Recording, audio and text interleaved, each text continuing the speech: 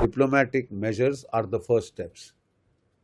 अब हमको kinetic action लेने की जरूरत है, और ये kinetic action will have to be much more than surgical strike, much more than air strike. अच्छा है कि आसिम मुनीर साहब के सर में दर्द हो, उनका ब्लड प्रेशर बढ़े, उनकी बैक में लो बैक एक हो, क्योंकि ये सारा तमाशा उनका क्रिएट किया हुआ है। 6 दिन पहले 7 दिन पहले ये आसिम मुनीर साहब ने एक उल जलूल बयान दिया था दुनिया के सामने। ये रिस्पॉन्सिबल आदमी है, असली रूलर पाकिस्तान का ये है। हमारी औरतों का रुंदन सुनकर खून खौल जाता है। It boils my blood. अब आपको डिटर करना पड़ेगा। डिटर मतलब इतने कॉस्ट कॉन्सिक्वेंसेस बढ़ाए कि 10 बार सोचना पड़े ऐसा दुस्साहस करने के पहले। ठीक है, उसके लिए काइनेटिक मिलिट्री एक्शन के अलावा मुझे दूसरा कोई ऑप्शन नहीं दिखाई देता। आपको करना पड़ेगा। सर, अब हालात ये हो चुके हैं, पाकिस्तान के द्वारा कुछ जगह छिटपुट फायरिंग की भी घटनाएं सामने आ रही हैं, तो ऐसे में अब माहौल किस तरफ बढ़ता जा रहा है? माहौल युद्ध की तरफ बढ़ता जा रहा है। पाकिस्तान कह रहा है कि Indus water treaty abrogation is an act of war. तो मेरा ख्याल तो पहल, वी आर द विक्टिम, हमको पहल करनी चाहिए। हमें वेट नहीं करना चाहिए कि वो कुछ करे। देखिए, पाकिस्तान सब हदें पार कर चुका है। जनरल आसिम मुनीर पगला गए हैं, उनका कार्यकाल खत्म हो रहा है। पाकिस्तान में कोई भी आर्मी का जनरल रिटायर नहीं होना चाहता, चाहे उसको इंडिया पाकिस्तान युद्ध क्यों ना करना पड़े। है? हजारों लोग मर जाएं उसे फिक्र नहीं, उसको तो अपनी नौकरी जो है ऐश महल में बड़ा पसंद आ गया है, रहना ज्यादा है।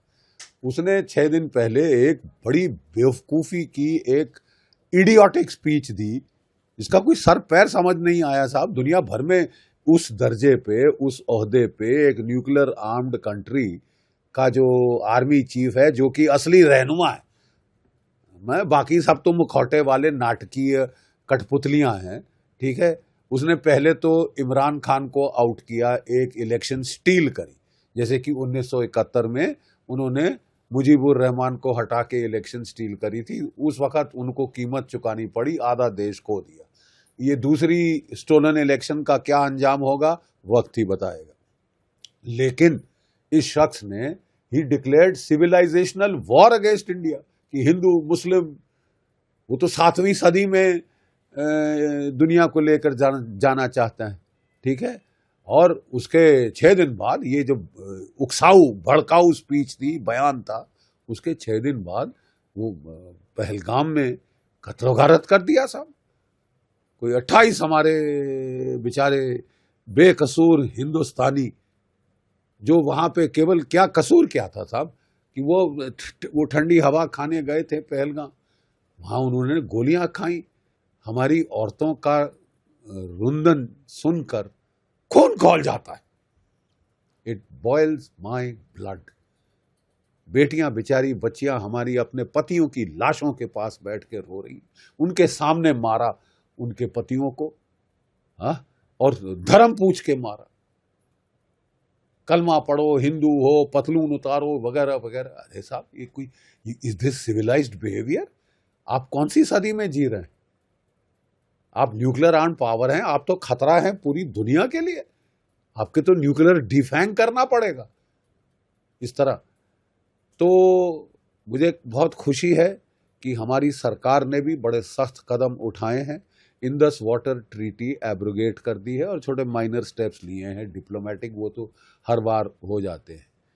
इंडस वाटर ट्रीटी अनप्रेसिडेंटेड है। 65 के युद्ध में, 71 के युद्ध में और कारगिल के युद्ध में कभी इसको छेड़ा नहीं गया। अब इसको छेड़ा गया है और पाकिस्तान की हवा खिसक गई। ठीक है, इंडस वाटर ट्रीटी को लेकर वो इंटरनेशनल कोर्ट में भी जा सकते हैं पाकिस्तान इसको लेकर। अरे जाए, भाड़ में जाए ना, क्या कर लेगी international court? Treaty making is a sovereign function of state. हमने ट्रीटी बनाई, हम उसको, जब इस तरह का बिहेवियर पाकिस्तान से आ रहा है तो हमारे पास और कोई चारा नहीं है but to abrogate that treaty. ठीक है, लेकिन प्रॉब्लम यह है कि इस ट्रीटी का इफेक्ट एकदम अपेरेंट नहीं होगा। आपको डैम बनाने पड़ेंगे, आपको पॉन्डेज इंक्रीज करनी पड़ेगी, जहां से जो पानी जा रहा है पाकिस्तान की तरफ उसे रोका जाए, तब पाकिस्तान छटपटाएगा। अब इसमें ऑलरेडी प्रॉब्लम्स आ रही हैं पंजाब और सिंध के बीच में, उनके जो सूबे हैं पंजाब के और सिंध के, कि भाई पानी तुम मेरा मार रहे हो, तुम ये कर रहे हो, वो कर रहे हो। तो इसके चलते आपने पाकिस्तान को झंझोड़ तो दिया, लेकिन मेरा सिर्फ कहना ये है कि ये पर्याप्त नहीं। और मुझे बहुत खुशी है कि कल हमारे प्रधानमंत्री जी ने खुद कह दिया है, एक बड़ा क्लियर रॉयट एक्ट पढ़ दिया है पाकिस्तान को, और अगर भाषा में कोई प्रॉब्लम थी तो उन्होंने अंग्रेजी में भी बता दिया है कि साहब आपको इसकी कीमत चुकानी पड़ेगी। और ये जो कीमत है, अब थोड़ा ये कॉस्ट एंड कॉन्सिक्वेंसेस इस दर्जे से बढ़ाने पड़ेंगे, ना केवल इंडस वाटर ट्रीटी, वहाँ कहानी ख़त्म नहीं होती। आपको काइनेटिक मिलिट्री एक्शन भी लेना होगा, नहीं तो ये सिलसिला बंद नहीं होगा। उल्टे ये और ट्रीटी का बहाना लेके शायद ये दर्जे हरारत अपनी तरफ से बढ़ाने की कोशिश करे। बहुत हो गया reactive, consequence management on own side of the border. अब हमको पलटवार करना होगा। हमने पलटवार किया था 2016 में, उड़ी 40 के करीब मार डाले थे इनके टेररिस्ट लॉन्च पैड्स में। कुछ देर शांति रही, फिर वही चुलबुली। फिर हमने 2019 में बालाकोट एयर स्ट्राइक करी, 1-1.5-2 साल चुप रहा, खासकर जब हमने 370 हटाया और वो क्यों नहीं करी पाकिस्तान ने। और फिर चीन के पास रोता गया कि मेरे आका मुझे बचाओ, और उसने लद्दाख में छेड़खानी शुरू की। ये किस्सा कहानी तो हम जानते हैं। कहना मैं ये चाहता हूँ कि जो सर्जिकल स्ट्राइक थी, जो एयर स्ट्राइक थी, वह एक सिग्नल था, स्ट्रेटेजिक सिग्नलिंग, कि thus far no further, shot across the bow थी कि चौकस हो जाओ, ये चलेगा नहीं, तुमको कॉस्ट एंड कॉन्सिक्वेंसेस झेलने पड़ेंगे। But it was not for deterrence, वो तो सिग्नलिंग थी ना साहब, सिग्नल दे दिया आपने, थोड़ी देर चुप रहा, फिर चुलबुली। तो अब आपको डिटर करना पड़ेगा। डिटर मतलब इतने कॉस्ट कॉन्सिक्वेंसेस बढ़ाए कि 10 बार सोचना पड़े ऐसा दुस्साहस करने के पहले। ठीक है, उसके लिए काइनेटिक मिलिट्री एक्शन के अलावा मुझे दूसरा कोई ऑप्शन नहीं दिखाई देता। आपको करना पड़ेगा। You can't be reactive, you cannot confine yourself to consequence management on own side of the border. Sir, सबसे बड़ी बात, अब क्या अमरनाथ यात्रा पे कितना फर्क पड़ेगा? देखिए साहब, जब मैं जम्मू कश्मीर में था तो अमरनाथ यात्रा के 2-3 महीने पहले हम लोग, जो माउंटिंग बेस है अमरनाथ यात्रा का, पहलगाम, द्रास, इन पहाड़ी इलाकों में मैसिव कॉम्बिंग ऑपरेशन शुरू कर देते थे।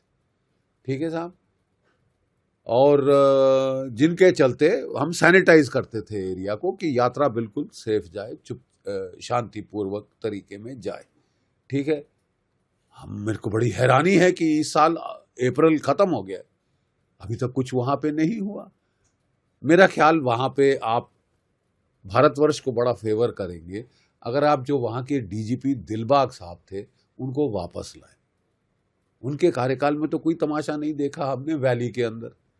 ठीक है साहब, विरोधाभास यह है कि मैं एक चीज प्लीज कहना चाहता हूं, सबसे अच्छा कदम जो भारत की सरकार ने लिया है आज तक, abrogation of 370, abrogation of article 35A। और उस वक्त हमने अमरनाथ यात्रा के बहाने ही वैली को सुपर सैचुरेट कर दिया था विद ट्रूप्स, तभी शांति बहाल हुई। शांति बहाल होती है जब आप बूट्स ऑन द ग्राउंड बढ़ाते हैं। ठीक है साहब, विरोधाभास ये था कि जब वैली में हमने इतनी ट्रूप स्ट्रेंथ बढ़ाई तो उस वक्त कई लोगों के दिमाग में आइडिया आया कि साहब बहुत खर्चा हो रहा है फौज के ऊपर, इसकी नफरी कम करो ताकि हम हथियार खरीदें। बड़ी सुंदर बात है साहब, नफरी कम करो। कोविड के दौरान 3 साल आपने भारत की फौज में सब भर्ती बंद कर दी। पैरामिलिट्री फोर्सेस में नहीं हुई, पुलिस में नहीं हुई, सब चलती रही, लेकिन कोविड का नाम लेके 3 साल आपने भर्ती बंद कर दी। हर साल 60,000 नफरी रिटायर होती है, ठीक है, तो 60 तियां 1,80,000, 1,80,000 से फौज काट दी। जबकि खतरे बढ़ रहे हैं साहब। जो इलाका हमने जीत करके फतेह करके दिया था, मैं था किश्तवाड़ में सेक्टर कमांडर 3 साल तकरीबन रहा, मैं था रजौरी पुंछ में जीओसी 2 साल तकरीबन रहा, पूर्ण रूपेण शांति करके दी थी, सर कुचल के आए थे हम लोग। लेकिन साहब अगर आप वहां से सडनली फौजें हटा दें, सीआई ग्रिड रिमूव कर दें, तो आप गैप्स क्रिएट कर रहे हैं जो दुश्मन एक्सप्लॉइट करेगा। वो सो तो नहीं रहा है ना। तो एक तरफ जब हमने इतना अच्छा कार्य किया वैली के अंदर, तो हमने पीर पंजाल में अपना गार्ड अप क्यों कर दी? और ये जो एक थ्योरी हमारी फौज के कुछ तबकों में, ब्यूरोक्रेसी में और लीडरशिप को उन्होंने इससे इन्फेक्ट कर दिया है कि साहब मैन पावर सबसे बड़ा फजूल खर्ची है। आपको लड़ना है पहाड़ों में, घने जंगलों में, आपको तो मैन पावर ही मैन पावर चाहिए। अगर पहाड़ में अटैक के लिए मैदान में रेशियो 3:1 होती है, पहाड़ में 10:1 होती है। अरे प्लीज समझिए ना साहब, हम लोगों ने धूप में बाल तो नहीं सफेद किए, ठीक है। ऐसे क्रिटिकल टाइम पे सडनली अपनी मैन पावर हटा लेना मेरी नजरों में एक मिसजजमेंट थी, बहुत भारी। अभी भी इसको रेक्टिफाई किया जाए, लेकिन रेक्टिफाई नहीं कर रहे ना साहब। तभी तो मेरे को वो बोले साहब क्यों इतना एंग्विश आ रहा है? इसलिए आ रहा है कि हर साल 60,000 रिटायर होते थे, 60,000 भर्ती करते थे। अब आप 45,000 48,000 भर्ती कर रहे हो, यानी हर साल आप वो गैप बढ़ाते जा रहे हो। आपको लग रहा है कि साहब फौज जो है वो बिल्कुल वेस्ट ऑफ मनी है, मैन पावर, कि हम टेक्नोलॉजी खरीदेंगे पैसा बचाकर। क्या टेक्नोलॉजी खरीदी है साहब आपने?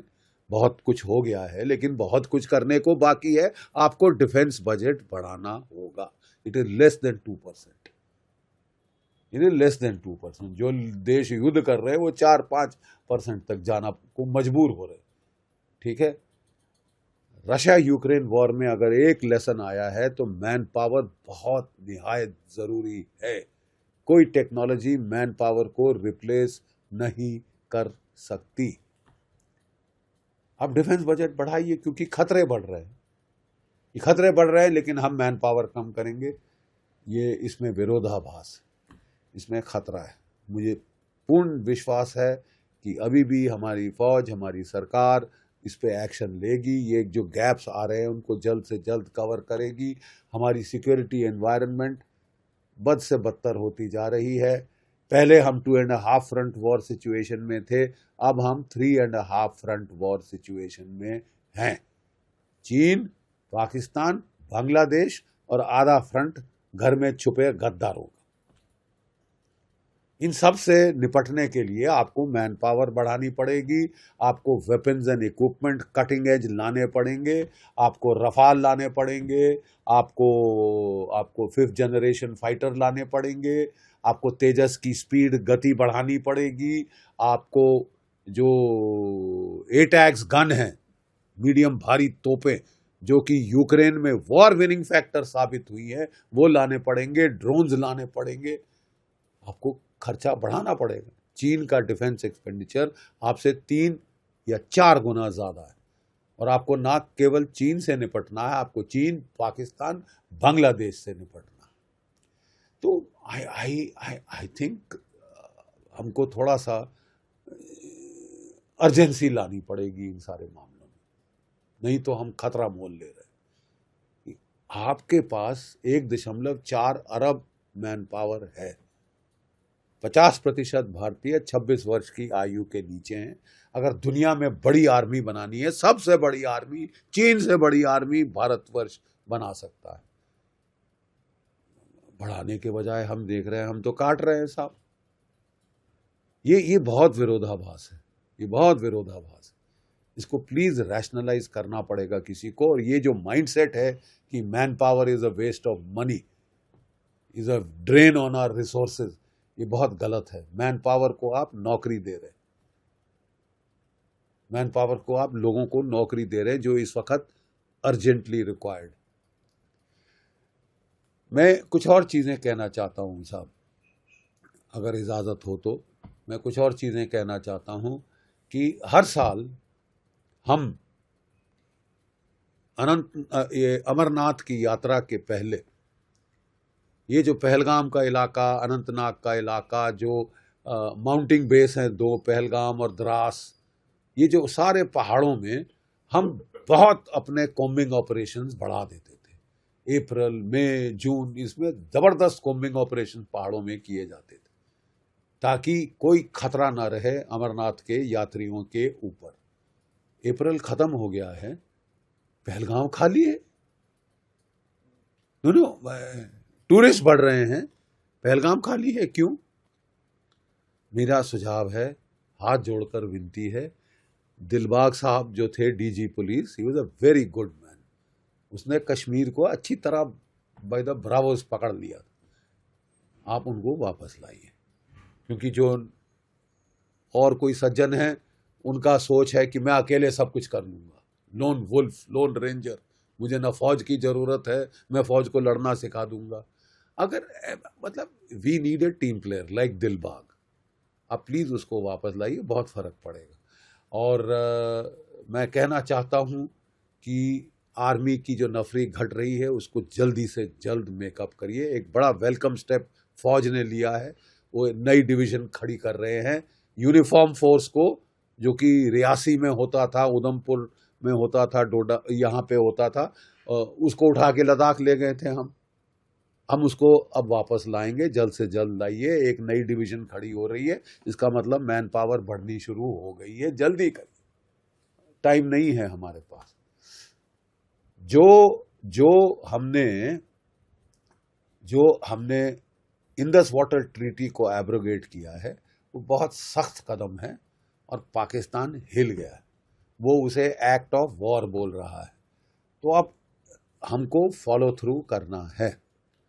फॉलो थ्रू मतलब एकदम पानी नहीं रोक सकते जब तक कि डैम्स ना बने, पॉन्डेज ना बने। ये थोड़ा टाइम लगेगा। अभी ये थ्रेट इन बीइंग है, बट अच्छी खासी थ्रेट है। ठंडे पसीने तो आ गए हैं आसिम मुनीर साहब के पास। कजाकिस्तान गए हुए थे विजिट के लिए, अच्छी ठंडी हवा है वहाँ भी इस वक्त कजाकिस्तान में, दौड़े वापस आए हैं। कराची से अपने जहाज निकाल के स्कर्दू भेज रहे हैं, जम्मू कश्मीर भेज रहे हैं। समझ नहीं आ रहा कि भारत कहाँ पे पलटवार करेगा। अच्छा है कि आसिम मुनीर साहब के सर में दर्द हो, उनका ब्लड प्रेशर बढ़े, उनकी बैक में लो बैक एक हो, क्योंकि ये सारा तमाशा उनका क्रिएट किया हुआ है। आसिम मुनीर साहब, जैसे मैंने बताया, रिटायर होने वाले हैं। कोई पाकिस्तान का आर्मी चीफ एक बार चीफ बन जाए, वो तो फिर चीफ फॉर लाइफ बनना चाहता है। जियाउल हक, परवेज मुशर्रफ वगैरह वगैरह वगैरह, ठीक है। ये छोड़ना ही नहीं चाहते गद्दी, ठीक है साहब। और इस गद्दी को ना छोड़ने की वजह से अगर उनको भारत पाकिस्तान के बीच युद्ध करना पड़े, हजारों लोग उनकी हवस के लिए शिकार हो जाए, वो कोई फर्क नहीं पड़ता। 6 दिन पहले, 7 दिन पहले ये आसिम मुनीर साहब ने एक उल जलूल बयान दिया था दुनिया के सामने। ये रिस्पॉन्सिबल आदमी है, असली रूलर पाकिस्तान का ये है। वो सिविलियन तो सारे बेचारे कठपुतली और मुखौटे हैं, ठीक है साहब। इसने अनाप शनाप बकना शुरू किया कि साहब हिंदू और मुसलमान अलग हैं, कभी इकट्ठे नहीं हो सकते, तभी हमने पाकिस्तान बनाया। हमने मदीना के बाद एक नई रियासत मदीना, पता नहीं क्या, कितनी दारू पीते हैं नहीं पीते तो मुझे नहीं मालूम, लेकिन वो तो अनाप शनाप बक रहे थे। और उसका अंजाम, जो उनके उकसावे का अंजाम हफ्ते बाद हमने देख लिया, हफ्ता भी नहीं कुछ दिनों के बाद देख लिया पहलगाम में, जहां हमारे बेचारे निहत्थे यात्रियों को आपने धर्म पूछ पूछ के मारा, कलमा पढ़ो, पतलून उतारो, वगैरह वगैरह। ठीक है। और साहब वो जो क्रुंदन देख के मैं तो अपना आपा खो बैठा। कब तक भारतवर्ष की हमारी बेटियां बिलख बिलख कर टेलीविजन पे रोना पड़ेगा अपने हस्बैंड्स की लाशों के साथ। एक बेचारी महिला, मंजुनाथ जी मेरे ख्याल उनका नाम था, उनके हस्बैंड को उनके सामने मार डाला। दुख से त्रसित वो बेचारी महिला ने कहा कि अरे मेरे को भी मार डाल साले, मेरे लड़के को भी मार डाल, हमारा भी दुख दर्द खत्म कर दे, कैसे अकेले जिंदगी जीऊंगी मैं, मेरे को भी मार डाल साले, तूने मारा है मेरे हस्बैंड को, हमको भी मार। उसके बेटे ने भी गाली दी थी। ये भी आई एम प्राउड। वो जवाब में क्या बोलता है, नहीं जाके मोदी को बता। अरे तेरी ये दुस्साहस, भारत के प्राइम मिनिस्टर को तू धमका रहा है, तू कह रहा है कि जो करना है कर ले। तो ठीक है साहब, आपने सुन लिया कल मोदी साहब को, उन्होंने भी सुना दिया। और कोई अगर किसी को भाषा में फर्क लगे, किसी को भाषा में फर्क लगे तो उन्होंने अंग्रेजी में भी बोल दिया है। आई एम वेरी श्योर कि अब फॉलो थ्रू होगा, क्योंकि IWT abrogation by itself, diplomatic measures are the first steps. अब हमको काइनेटिक एक्शन लेने की जरूरत है, और ये kinetic action will have to be much more than surgical strike, much more than air strike Balakot की, क्योंकि वह स्ट्रेटेजिक मैसेजिंग के लिए थे, वो सिग्नल के तौर पे थे पाकिस्तान को, शॉट अक्रॉस द बो, दस फार नो फर्दर। इसके आगे आप रेड लाइन पार कर रहे हैं, खतरा मोल ले रहे हैं, हम कॉस्ट एंड कॉन्सिक्वेंसेस बढ़ा देंगे आपके लिए, दर्जे हरारत वहां तक बढ़ाएंगे जहां तक तुम यू डोंट क्राई अंकल। ठीक है। तो अब मुझे पूर्ण विश्वास है कि भारत की सशस्त्र सेनाओं को आदेश मिल चुके होंगे कि वो, और उनको पूरे अलर्ट पे डाल दिया गया है। भारत की सेना, भारत की नेवी एक्सरसाइज कर रही है। वहां पे जो है कंपकपी हमको पाकिस्तान में दिख रही है। कराची से वो जहाज अपने एयरक्राफ्ट हटा रहे हैं, C-130 लाद लाद के वो स्कर्दू की एयर बेस पे अपने जहाज पहुंचा रहे हैं। जम्मू कश्मीर के इलाके में उनको फिक्र पड़ गई है कि अब वहां पे पलटवार आया। वो भूल गए हैं कि भारत की एक बड़ी तगड़ी नेवी है, हमारा एयरक्राफ्ट कैरियर, हमारे मिसाइल डिस्ट्रॉयर्स, वो जो अरब सागर में अब एक्सरसाइज कर रहे हैं, कराची की तरफ बढ़ रहे हैं। याद रखो पाकिस्तान वालों, 1971 में भारतवर्ष ने कराची के ऊपर 2 वार किए थे। 6 जहाज पाकिस्तान नेवी के वही कराची की बंदरगाह में डुबो दिए थे, और जो ऑयल फार्म है उसको आग लगा दी थी हमारी एयरफोर्स और नेवी ने मिलकर, कि वो 7 दिन जलती रही थी। सूरज नहीं दिखा था कराची में। आप क्या समझते हो, तुम एक फ्लैंक खाली करके दूसरी फ्लैंक बचाओगे? भारत की दूसरी बड़ी फौज है, भारत की जो है चौथी बड़ी नेवी है, 5वीं बड़ी एयरफोर्स है। तुम यहाँ कवर करोगे, वहां मारेंगे, देख के मारेंगे, चुन के मारेंगे, अपने समय पे मारेंगे। कोई तुम्हारा टाइम टेबल नहीं चलेगा, अब टाइम टेबल यहाँ से आएगा। ठीक है साहब, ये करना अब अनिवार्य है, क्योंकि जो भी वी कांट एक्सेप्ट कि भारत के 28 लोग आप मार दें, 17 घायल कर दें और सीटी बजाते निकल जाए, ये नहीं चलेगा, ये नहीं चलेगा। And will have to be put to it, और उसके लिए हमको स्ट्रेटेजिक डेटरेंस इंपोज करनी है। Deterrence, raise costs and consequences for Pakistan. Don't confine your actions to reaction on your own side, consequence management, firefighting on अपनी side. रक्षात्मक होके ना लड़ें, आक्रामक होने का वक्त आ चुका है। I don't agree to this viewpoint. The forces which are there in Kashmir, they're always on alert. You don't get Pahalgam has happened, so they're in Mughal alert. No. They're day in and day out, 24/7 by 365 days. The armed forces in Kashmir and Jammu region, they're always on alert. And so therefore, whatever has happened, he has gone to see, generally where it has happened. What are anything where do you want to change any deployment, or do you want to get any additional measures? Those are there. But I can tell you that the people who are on the ground, those commanders, field commanders, the company commanders, the soldiers, they are very well geared up. They know their job, and I can assure you that they are doing their job very well. So whenever you talk about responding to retaliations, any has, but some say there will be an international pressure. Do you think that international pressure works actually? Nothing. See, international pressure, yes, it works, But I am very proud to say that our nation has managed the international environment very well. If you see for the last 2-3 days, nobody has condemned us for doing whatever actions we have taken. At least the overt actions we said that we'll do, nobody has condemned us. So therefore, I say it's a kind of a diplomatic victory. So there is no pressure.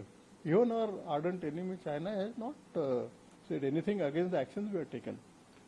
So therefore, this is a kind of a diplomatic victory, and there is therefore no pressure on us.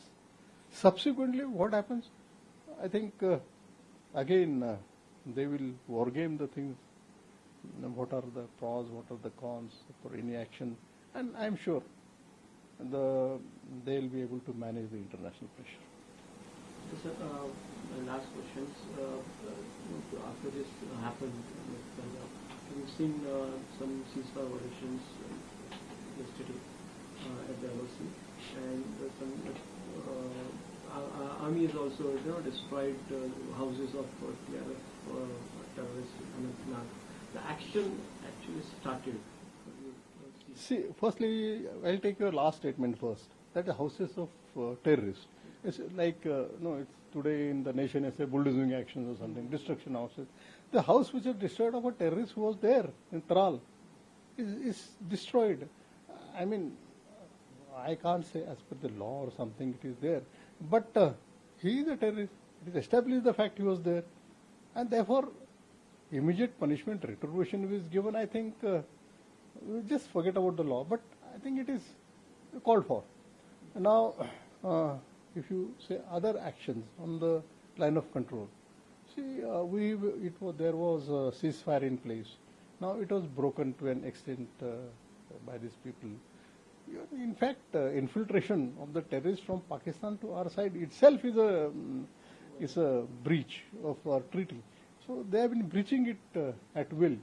Though of course, we are stopping the infiltration. The infiltration is hardly any. In the Jammu region, maybe not more than 15 people in 1 year, and rest of them further because of the obvious reasons of the terrain and climatic conditions.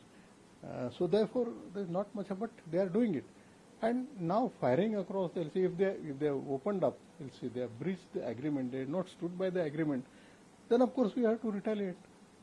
I mean, we just can't take it lying down. So therefore, our retaliation was there. And if it escalates, there is an escalator ladder on a line of control always. If it escalates, then further firing, the heavier caliber, destruction.